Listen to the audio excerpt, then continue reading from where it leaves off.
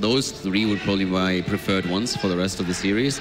Since I think we can all agree we want to have a 5-mapper here. Yeah. Yeah. What about you, Mike? Do you feel like there's any particular place that Tempo Storm would take us should Zealots pick first pick? I mean, it's interesting that Calder mentioned the Tomb of the Spider King, because I actually personally feel like that's one of Tempo Storm's better maps. All right. And granted, it is versus an EU team, so they are really strong on that battleground. But, you know, I would like to see it maybe picked out from Tempo. I mean, if there is a best of 5, I feel like there's a strong chance that we will get Tomb at some point, which makes me really excited because I haven't been able to analyze a Tomb game at all this entire, you know, Western Clash. Yeah, and as one of the best Tomb teams in North America, I feel it would be a lot of fun to get your insight from a Gale Force Esports perspective. As we are awaiting that next choice, it's Zealots with the first pick or the Battleground choice here. We've gone to Volskaya Foundry and Sky, Battlefield of Eternity being banned out. That is a place that Zealots have chosen before. Tempo Storm, unfortunately not able to choose Dragonshire. Do you have a point? Yeah, on the side of the Zealots, it's actually very tricky when you try to go for the map, for the battleground, because in the regular season, they didn't have a lot of maps with a positive win rate.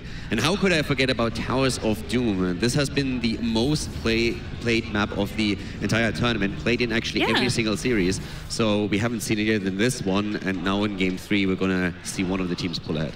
I like Towers of Doom. I feel like it can favor both teams equally. And yeah, I just found it really interesting. We were just saying the other day, we're like, wow, Towers of Doom, we're seeing so much of that play. And I feel like teams, they're liking the rotations that come out of this. They're liking the fights. It's almost like that Dragonshire where you're balancing both. And it's almost become like the new Cursed Hollow in a way. Well, as we are deadlocked in the series, it seems like that might be the case with chat too. I just get this feeling.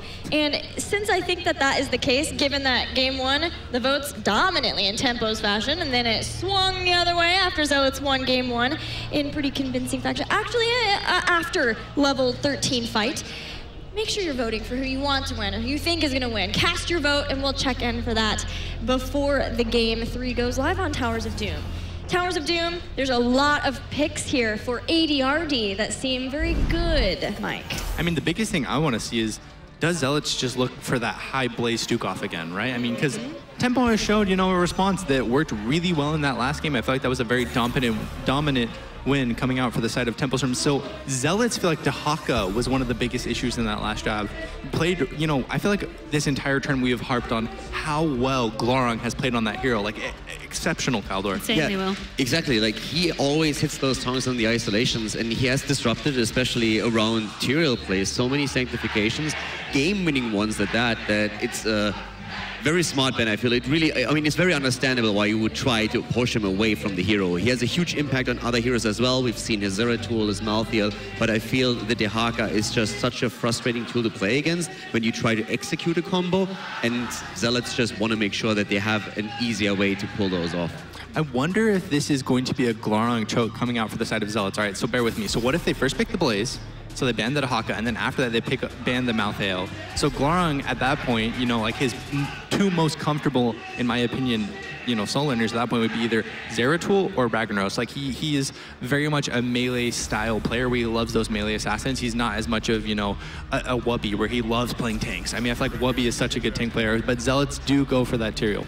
They finally prioritize. It's very interesting as well because, I mean, I was saying a lot of what I was seeing out of Zealots was prioritizing that Blaze, but we saw last game that was not the case. I feel like the Tyrael now is what's really hampering them, and as well as by taking away that Dehaka, we saw how much value Glorong was getting on it. And I feel like with this now, it sets Zealots up in a good fashion. It's not giving away too much of the direction that they want to swing with their draft, but it's interesting that point that you bring out, Mike. Do they want to now sort of starve Glorong and then force him onto something squishier with that Zeratul, with that Ragnaros? Yeah, I mean, I think it's definitely an option. I would be very surprised if Tempo Storm doesn't pick Blaze here. They also have been favoring that Genji, so I feel like Blaze... Oh, Tracer, that hero did sneak through draft, so is it Tracer Malf or is it Tracer Blaze? That is what I am curious to see. Calder, what do you think? Which one? I mean, normally you want to have the Malfurion, but they had so much trouble going up against the Tyrael Blaze composition, and they go for Abathur instead, so leaving Malfurion open and Blaze as well. I mean, this is the first time in this series that Zealots are in the first pick position, so the first shot that they have at Tyrael since Tempo has been first picking him twice, but now they can, if they believe it's strong enough, go again into Blaze for the off lane and then have during the fight Sanctification and Bunker available, which would also really help a lot against Tracer. Well, and I think part of why the Abathur was picked up there in the 1-2 for Tempo Storm is Zealots could have responded with, you know, Abathur of their own, but Abathur Genji. You know, that is a very scary 2-3, especially into someone like Tracer that has that low health pool. Double E coming in from Genji would be a terrifying prospect for Fan on that Tracer. And now they do pick up that Blaze and Greymane, but also just a point that I wanted to bring. I like that Tempo Storm is starving Zealots a little bit of, like, I guess those high impact heroes. We were talking about how it's very hard to derail them off the draft just because of what they're sort of drafting. But in terms of just the impact, the Tracer, the Abathur, these are high impact heroes that you're taking away. And we know that Tempo Storm can play these quite well. Fan very comfortable on that Tracer. So I really like the direction that Tempo Storm is taking as well. Next ban for Tempo Storm. I wondered if this was going to be the case. The Abathur not only takes away from the Abathur Greymane, Abathur Genji pairing that might have been there for Zealots, but it also is limiting those high impact heroes for ADRD, now with the Medivh ban too. Yeah, so it looks like they are going to go for that Glarong choke. But that being said, with the Abathur pickup, I do like the Zeratul a little bit more. It does counter the Tyrael Sanctification where you use the VP on it. But here's the thing. Zealots leading into this series showed how proficient they are with that Tyrael Blaze, and they've got it again. I mean, this is the first time Tempo will, I mean, because in the first game, they took away the Tyrael, right? They never gave them that duo. So is Zealots going to be able to play at that high level that they were before with that duo? They also have Greymane with this setup, and I mentioned this specifically because when we were talking about Chris, he's extremely strong on that hero because he plays so safe. He's not one of the Greymanes that overextends and now in melee form just goes into deep. And if you have Tyrael next to you plus Blaze with a bunker as well, it's very difficult to immediately burn him down. Tempo Storm might try and do that with the Tracer Abathur combo, focusing Greymane, but we haven't even seen the support yet. So as long as they can keep the attention or the damage output on Chris, it should be fine. I'm really liking Zealot's draft so far, even though Tempo Storm looks scary with that opening.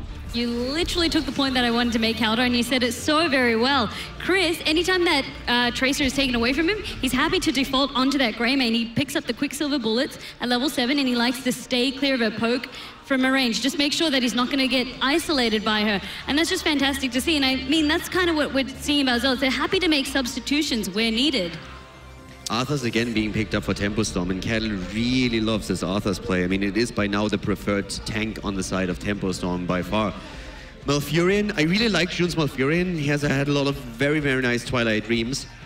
But Zealots have a really good draft for themselves here. I really like what I'm seeing on the left side. I'm wondering a bit how they're rounding this out, especially if they're going into Stukov again for Shat, or if they this time change things up a bit, which they definitely could. I mean, we have Rhaegar still available, Uther still out there. You have a lot of tools that you can use for Greymane, and that's exactly what they do. They get Uther, they have the Divine Shield available for Greymane, and now with Genji as a pickup, we have also a second target for it.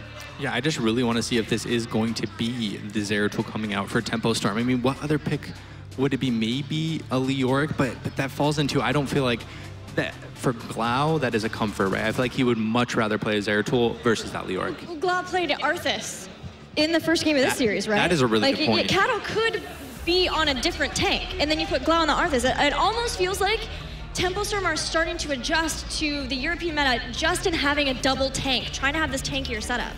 And it's a good, I really like how this shifted out because actually it's also another clone target. You know, that's actually such a good catch. And they do really like that Arthas versus Blaze match. I mean, I feel like that's why they have constantly been picking it, is they want to throw that Arthas. For them, it's a favorite matchup, the Arthas versus the Blaze.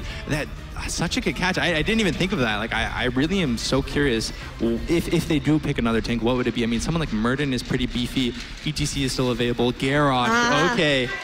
Cattle says, Mopsio, you gotta play a fun hero. It's my turn. I gotta play Garrosh. I gotta play the War Chief. So I like it. I feel like Garrosh, you know, into so many melee heroes, right? Genji, Greymane, those are backliners that generally are wanting to dive, right? That taunt is so impactful. If you get a Genji out of position with taunt, that is a terrifying situation. You know, as you mentioned, Muradin is actually really interesting because he has not been played a lot here. He was super popular in Europe, but we have seen him only four times in the tournament, which is kind of crazy since he was one of the most popular tanks in the European League. Fanny, do you think that this Garrosh has caught Mopsio and the rest of Zealots off guard at all? I don't think it would have caught them off guard, but definitely this is a pick that I like to say it's a strong pick. They will know how to play around it because they play a lot of it themselves. That's true. But in saying that, it just gives Tempo Storm so much more of that wombo setup that we love to see. And I'm expecting them. We're talking about high impact heroes, and Tempo Storm, they've drafted such a great roster for that. You know what I like is into the fray, putting Arthas exactly where he wants to be in a team comp. Or a team fight. Yeah, that's it. It's like, Glarong, get in there. Come on, man. You got people to kill. Yeah. Yeah, I mean, I think the Garrosh pick is pretty good. Was that a segue into the prediction? It is now, my friend. Okay, I'm gonna give it. It hurts my heart. I'm gonna give it to Zealots. I feel like that Blaze Tyrael is just such a strong duo, and in the last series, Zealots played so well around it that, you know, I want to see Tempo win, right? Like, my heart is rooting for them, but I feel like Zealots is just too strong with that duo. Your heart and your team, as you would love to have the extra chance of going to the midseason brawl. Vandy, what's your prediction? I feel like everyone's just going to be like, no, Vandy only likes European teams now. I feel like you brought me to the dark side. But no, I've seen Zealots do so well in the past with this draft, and that's enough for me to back them with my prediction. Yes, they didn't get exactly what they wanted, but I've seen this draft in particular succeed on Towers of the Doom in the past, and that's why I'm going to go for Zealots. I was very skeptical of their draft on the last map, and I said so, voted for Tempo. I think this time they brought it back, and Zealots is going to take the 2-1 lead. It's really hard for me to make a prediction here because I think both teams drafted extremely well here. So I'm just going to vote for Tempo Storm and leave it at that. But let's check in with chat. I told you needed to make sure you voted, and I hope you did, because I want to see a closer vote. Yes! Oh, wow. So proud of you guys. Keep that up. Keep cheering for your favorite team in this series, because the winner of this series goes on to the grand finals. Over to you, Jay Howe and Dreadnought, for Game 3. Dread Tempo Storm brought out the Death Ball. This time they're bringing out the Abathur Tracer. You think it's going to be enough? I feel like compositionally I want to say yes, but when it comes to does it play to Tempo Storm's strengths, you know, adapting a bit more of the European playstyle, it makes me a little bit more hesitant. Makes me a little bit more hesitant as well, but what doesn't make me hesitant is the Zealots draft, as Mopsio is going to be on Tyrael, Zarmany on Blaze, Chris on Greymane, ADRD on the rare Genji, and Shad on Uther.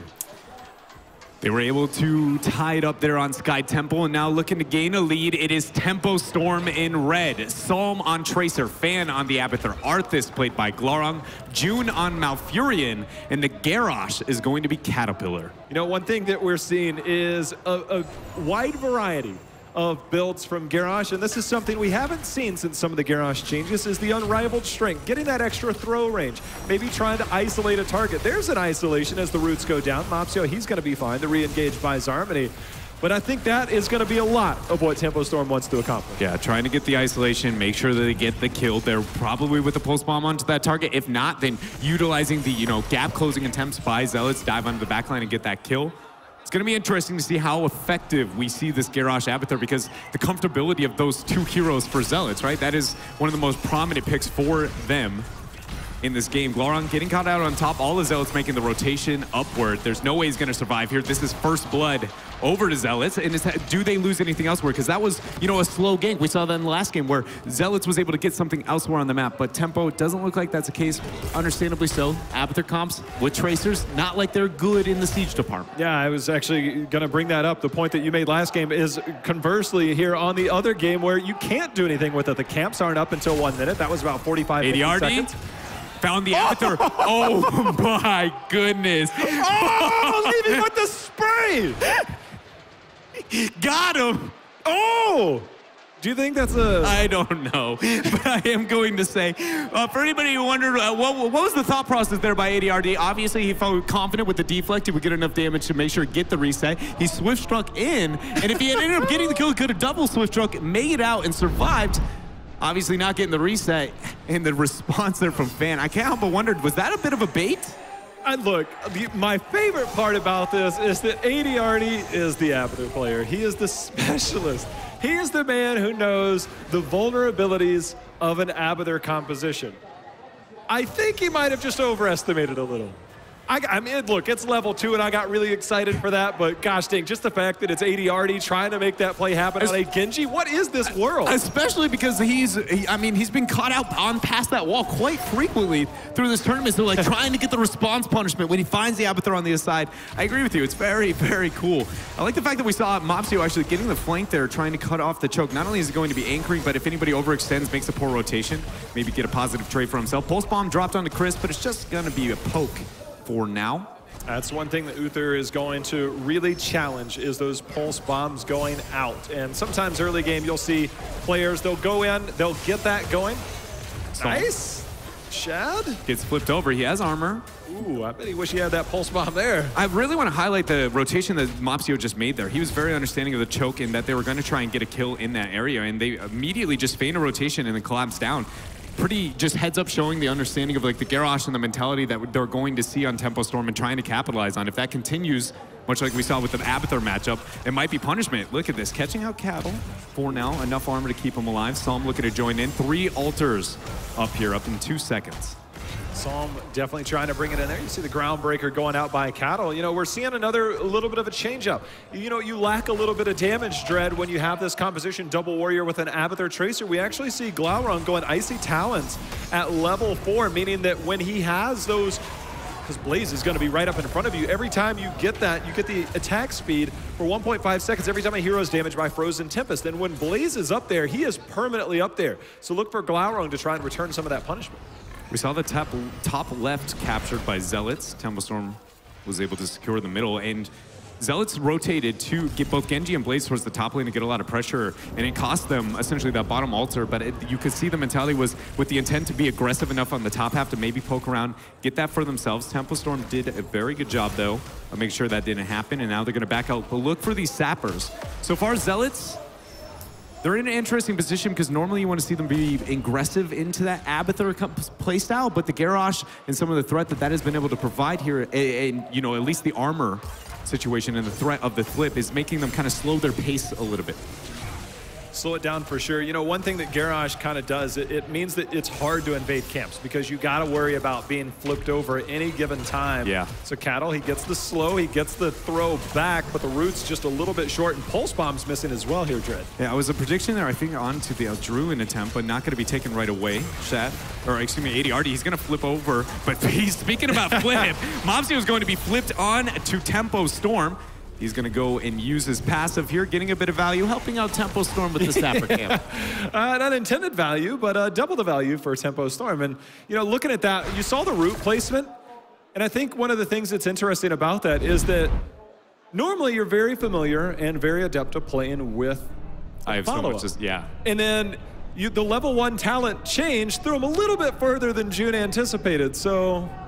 It's one of the situations where I would argue against, like, for instance, anybody who was a part of the old school Diablo Toronto meta definitely understood this. With the gap closing distance and increased range on Diablo and the opportunity to kind of initiate, it made it very difficult to understand the distance or where you set that Lunar Flare to make the mark end up landing. And if you get any talent that increases the setup, then the follow-up has to always be able to match that. But mentally, that's actually very difficult to be able to consistently go, no, this Garrosh game is here, this Garrosh game is there. As the guy who threw down the roots a lot, it is actually very difficult. And so I think that's a really good point you bring up there, that we see June twice putting it forward. That being said, I think it's been too far forward in both cases, but it's something that I would like to see them fix, and it's very, very difficult, especially with the Tempo Storm pressure after, you know, that they have on their shoulders here, already dropping a game to Zealots. See if they clean that up just a little bit. As you can see, the Roots just kind of zoning out, making sure Chris can't dive in here. Chris changing up his build a little bit, going up against Tracer, not going to Wisdom Duelist, instead getting that extra human attack range. As Psalm, he's got to use that recall, but that is not in a good spot as ADRD forced that out. That gets the death there onto Psalm's Tracer. Yeah, and that is just, it could not be, you know, worst case, or it could not be worse really when it comes to the timing of that death, because the Tracer composition were doing pretty well, you know, not wanting to fall behind into the earlier stages, because, I mean, you have an Abathur on your side. If you can hold your own for long periods of time, you know you can deal with those later stages. And so the fact that that happened right as the double altars up, it's very probable, as we see both altars now getting picked up, that they get them. And it's just, you never want to forfeit any of those shots for free in that type of situation. You can appreciate the playmaking attempt, but Zealots is there to punish. Dread, I've had Towers of Doom. We've had it just over a couple of years, I think, and I still do not know how I feel about Mule on this map. Competitive. Oh, you know what? I feel the same way. About Mule on almost every map is actually how, I don't know how I feel about Mule. I love the little guy. He comes down, he heals out my structures, but it is interesting that, do you want to put focus on making sure constantly trying to like keep your side alive and play that slow play, or do you want to make sure you win, you know, more into like, I for instance enjoy team fight oriented build, going with that stab damage? We'll see how it plays out. Garrosh getting the toss, but the little guy comes back in there, does the destructive damage. Now we've got level 10 picked up for both teams. Nothing out of the ordinary. Do have go for the throat, no cursed bullet to try and rip through that Garrosh health bar. Remember, that armor, every time he loses health, he gains armor equivalently, and sometimes we'll see cursed bullet try and rip through that since it does not negate percentage-based damage. After Tempo Storm picks up the Sappers, Glorung actually getting body blocked, already have to use Army of the Dead. Chris went into Worgen form, Howling Bastard response. Shad gets flipped. Shad gets flipped. He's in the bad side. Twilight Dream hits multiple Groundbreaker's going to knock him up. That's going to be Shad going down. Taunt is there used on Mopsio. Pulse Bomb dropped. He's getting the heals in the armor there from Shad in that ghost form, using the Veil. Drew and Chris goes in trying to get an answer. Disengage up in about 0.5, but the knock-up uses Eyes in the Dark, able to make it out. Only one kill there. That was very sketchy for a moment there on Zealot's side.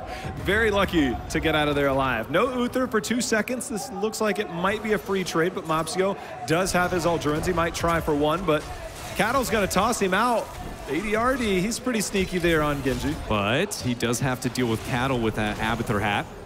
June moves up, throws down a Moonfire, and that is now 4 shots sent over to the core. Zealots now residing dead even, 28-28. So far, so good for Tempo Storm, but things will open up as this bottom lane starts to weaken, and it's weakened a little bit on both sides thus far. Zealots a little bit behind. Remember, we do have the Mule in place for Abathur, so if they do take a bit of damage, they'll find ways to heal it back up. We'll see if that does have an impact on this bottom lane, which is such a heavy priority in competitive. It is one of those situations that it's not like Zealots has an overly, macro-oriented composition outside of debatably the Blaze. So I do feel like that Mule is gaining a decent amount of value for Tempo Storm, that having the opportunity to heal up those front walls and make sure that, because they don't have enough macro to all in for at any point in time, it's going to be whittling away. It does feel like our little healing robot here is going to get more for Tempo Storm than normal. Tempo, though, with the 13 closing for Zealots pretty quickly here. Normally, you'd like to see them try and maybe look for a pressure. He's going back on Genji's going. Oh, the slug makes it out. That was very, very close. ADRD getting aggressive once more, but not going to go down this time. Tempo Storm trying to get punishment. Flip on Mopsio. Mopsio, he gets rooted, he gets taunted. Twilight Dream is going to be there as well, but the amount of armor coming out here from Shad's going to keep him alive. Pulse Bomb not enough to finish the kill. This is all Guardian of the Ancient King. Yeah. I want to bring up, we were talking about the synergy of the fall of the root. I don't want to see it. Drop it. Do not use it. Actually try it. If Mopsio is going to be the target, do not get the root immediately after.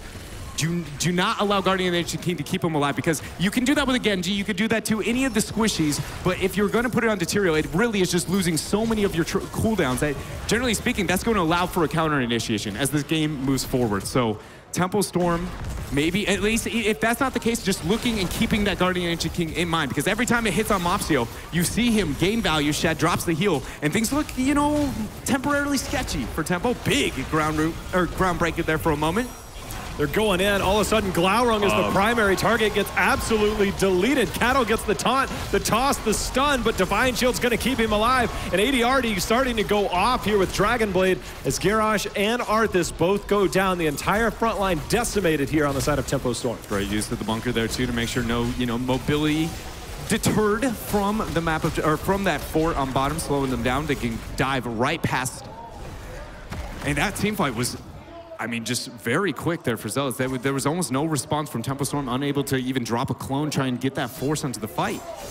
There was a point you made a couple minutes ago about how Blaze was just kind of softly soaking those lanes. And there was a 4-man push from Tempo Storm to try and find an opportunity in that bottom lane. And they neglected a lot of experience. And I think that right there kind of set them back, because 13 was obtained by Zealots. That's why we had the free channel. And Tempo Storm put themselves in an awkward position. You expect Abathur to try and get double lane soak, but your clear is a little bit slower. We also saw the clone that was forced out. So you were missing experience in top and bottom. And so it kind of put them back behind a little bit experience-wise, and what was a little bit of experience all of a sudden is a level and a half lead here for Zealots. They do have the bottom bell tower into their favor, and those sappers pressuring up too. This now is going to draw and demand some of the aggro of the members of Tempo Storm, while Blaze is doing his best to further the race here towards 16 talent here. I don't want to say it's for sure, but it's definitely realistic for Zealots to be able to stall this out, wait out for the 16 for one of those top altar fights, unless Abathur gets kind of a cheeky backdoor.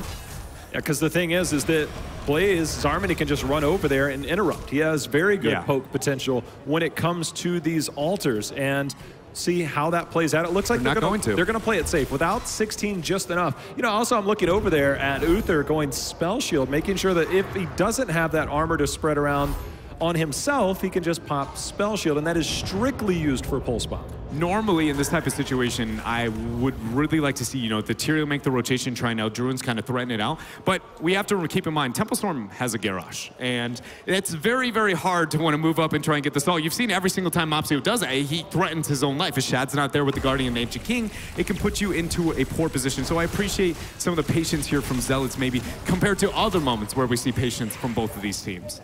Patience has netted Zealots an 11 core health lead, as that last phase they had 5 shots going in their favor, getting 10 shots to the 3 of Tempo Storm. We're going to have a double altar phase coming up next. We've got a clone into the phrase coming out. Shad is under a lot of pressure and going to use the armor, get Guardian Ancient King value. Psalm is going to eat a Dragon Blade /1. Twilight Dreams use onto Genji. Greyman gets the Divine Shield. He's going to be fine. Shad keeps himself alive, and they already get the pick onto Tracer. June so very low, and he's next to drop another reset here for ADRD. The resets are there and unable to confirm any of those kills as Tempo Storm. Glaurung, he's trying to walk away, trying to get out alive, but the rest... Trait value? I don't... Cattle! 5 kills. Well, excuse me, 4 there. I forgot we dropped a clone. And Uther. Zealots just dominated that team fight, and Zarmany was not there for a large majority. Tempo Storm very much was comfortable trying to take that fight, get the initiation, but he didn't... Dread, double altar and boss is game here. Oh. I'm sorry, I just looked at the map, and I'm like, double altar boss is game here. They're going to do one, they'll be able to drop back, do the other, and they'll be able to contest the top right altar. But this isn't a position, yeah, exactly. There is a position for Tempo Storm still to be able to hold off. This is slow enough here to where the death timers are going to allow for a rotation over. It's a very risky stall. Tracer and Malfurion are in position now. Abathur clone's not up for 14, Twilight Dream for 20. They want to try and get that stall out. There's no way Zealots do not try and get aggressive here. Everybody's now up. Abathur is not going to have enough damage to soak that. Yeah, I think Mopsio, it looks like Tempo Storm is going to hold for now, Dread. They are going to be able to hold it off there. I thought we would see Zarmany, or excuse me, Zealots get a little bit more aggressive. Now talking about Zarmany, actually using his bunker, just going to stop the advance of Tempo Storm there. But that is one of those moments where we have to ask ourselves, what is one of the only fights you can lose this game? And I can't help but feel like that, yes, that is one. Again, I feel like it was realistic that Zealots do try and make that play and try and get that stall. But when you have 22-5, do you really need to kind of take that risky fight past them? Let's look long-term as well. You've got both Uther and Tyrael. Oh. Yeah, and then we can just force our channel no matter what. As long as we You can literally do both. You legit. You can sync. Yep. I'm gonna wait. You take a few seconds. Here's a D shield. Now it's a tough situation.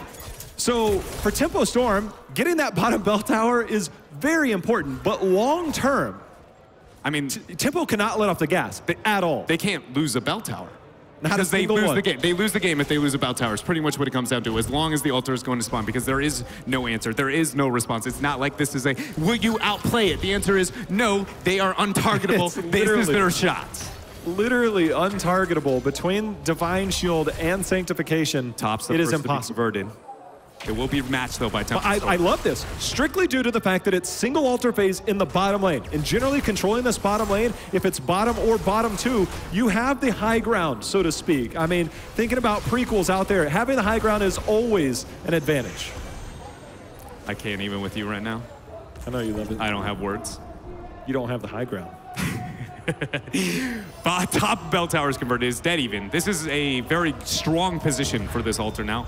Because of that choke, we talked about the advancement has to be very, very slow for Zealots, and it's going to stop them from getting aggressive. We do see someone make the transition towards mid as Malfurion's displayed himself. Mal's always bottom, though. Yeah, and that's what I'm saying, is that was very ambitious, the fact that Tempo is looking to, you know, kind of posture up here to Zealots, as they know very much that Malfurion's nowhere to be found, but it's not going to cost them anything yet. Tempo Storm trying to get very desperate because that 20 is just around the corner. They do have the Abathur to try and balance things out, but this is a deficit that is, you know, is not where you're going to be like, here's my double soak where my Abathur's going to be able to keep me into this game. Well, the best part is that they do have that Abathur. The problem is 20 quickly approaching for Zealots. Generally, you can use your 4-man composition to hold this bottom lane while Abathur just double soaks mid and bot, over and over, and thus crippling anything that Zealots can do to grab this. But the minute 20 hits, the next minion wave, Zealots might try and dive under this. They don't have to, though, Dre. Remember when we asked, is Mule, kind of worth it? When your bell towers are the only thing stopping you from getting all into this game, I can't help but feel like the answer is yes. Our little healing buddy, he's doing his best to make sure that the Blaze trickling, damage is not getting anywhere. I watched him immediately dropping it on mid, just going, these are going to be maximum. This is going to be as difficult as possible to gain a bell tower advantage and allow the all in. Uther still not going to pick up the 20. And again, that's relevant to this all-in play that we're talking about. Getting the increased duration at 20 on the Divine Shield aids with the probability of getting They've got to get this down. They have to get that down, and they also have to defend bottom. They have that magic number 5 in terms of those core shots. They see that honestly, Tracer is top. I'd rather Tracer come down for this fight. I feel like that's more realistic than maybe taking this Trace unless she can get it within the 10-second window. The answer is it's not going to be the case, and now she makes the rotation down. Zarmany out too far. That's a bunker. That's a big cooldown. Tempo Storm, now they get aggressive. We're at 5 seconds, though. 5 seconds. They got the taunt out, but they didn't get anybody. You can see Chris already on the back side. Chris is going to start. He's starting it. That's it. There's the D-Shield. Will they get there? I don't think it is. I think it was timed perfectly. That's it. Game over. Invulnerability here from Zealots is going to be the tools that they rely on to take a lead over Tempo Storm. That was so well done from Zealots, all starting with that top situation where we're questioning, like, is that worth the risk? And it's like, well, you have such a big enough lead. Why not wait for the 20? It is, I mean, in theory, the safest play. It's unstoppable as long as you do not make it miss time. It's kind of crazy the way that works, but the long-term thinking of ADRD and team, they understood their win condition. They got that bell tower, put them closer to 20, and the threat of 20 just forced them out. And Tempo Storm said they couldn't let their foot off the gas, and right there, level 20 caused them to ease up. And the minute they eased up, they weren't able to come back into that and just got choked out by the invulnerability. Tempo Storm, when we looked at the Sky Temple game, we kind of talked about this might be the one that they have to stand a chance in this series. I don't look at this game and go, that was such a, devastating one that is going to be struggling. I mean, your tournament of life on the line is always going to add pressure and make things more difficult, but I can't help but feel like you look at that and you go, you know what, we did pretty well for the most part. We can probably hold our own going into the next one. So I'm at least remaining hopeful that the mentality is still going to remain strong for Tempo. I think draft-wise, it obviously looked different because we are on Towers of Doom, so things are a little bit different here. I think that maybe getting to another map, they're able to go back more into their key parts of what kind of makes them function as they did in Game 2. I doubt they're going to get a similar draft ever again in this series, so we'll see. But first, we're going to head back over to Gillyweed and team at the panel to hear what they have to say. The crowd cheering for the home team as Zealot steps one game closer to taking out Tempo Storm in the rematch that sent them down to the lower bracket in the first place, Kaldor. Sorry, I didn't understand that acoustically. Zealots lost the first match of the tournament to Tempo Storm, and now they have just about have the rematch in the bag. Yeah, so if this was a best-of-3 series, it would already be over, but it is a best-of-5, so there's definitely a chance for Tempo Storm to come back into it. And it has been a close series on every single map that we've seen, maybe the exception of the second, where Tempo dominated. But I would not count Tempo Storm out. This is still up for grabs, but Zealots have taken a massive step towards a victory in the best-of-5. Well, Mike, here you've got something to show us. Yeah, so the replay I'm about to show you guys is just purely macro. So can you just pause it right here? There's no kills. It's not going to be flashy, but you're going to learn something, and that is what is important. So right now, there's going to be like a next level mind game going on with Zealots. So look at this number right here, 15. What is after 15? 16. And the XP bar is really close. So what Zealots is actually going to do, so it's a triple altar spap, right? So generally what you're going to end up seeing is a fight over one, right? Either like the top left or bottom. But Tempo doesn't really want to fight. Like the shot calling from their team is going to be, okay, we just want one, we just generally trade. So what Zealot does is these three heroes invade Tempo's pumpkin sappers. Go play it slowly. Because I love this decision coming from Zealots. So basically they're feigning, right? All Cattle has to do is walk into that top left sapper or just stall Zarmany a little bit, right? You look on the pause right here. So there's 4 people for Tempo on the top side of the map. right? So if they had full vision, they would 100% go chase that Blaze. But just really smart, you know, next level mind games coming out by Zealots. Just having those 3 heroes stay down there and just take out the Pumpkin Sappers, knowing that Tempo Storm isn't going to contest that 16. I just thought it was a really cool play because like that is a very, you know, confident call, right? Because if Zarmany gets checked, like he could just die and that could be a turning point. But a very smart decision coming out from them to basically say, we know you guys aren't going to break the basic rules of HOTS. You don't fight without, you know, your 16 talent tier. We know that, so we're going to, you know, just maximize whatever we can get. We're going to take your Pumpkin Sappers when you don't expect it. Well, Vandy, the drafting from Tempo Storm we saw focus on ADRD, as a lot of teams have done, trying to ban out the Medivh, getting the Abathur. In this case, though, it just didn't quite work out for them. It didn't. Like I said, it was a really nice direction.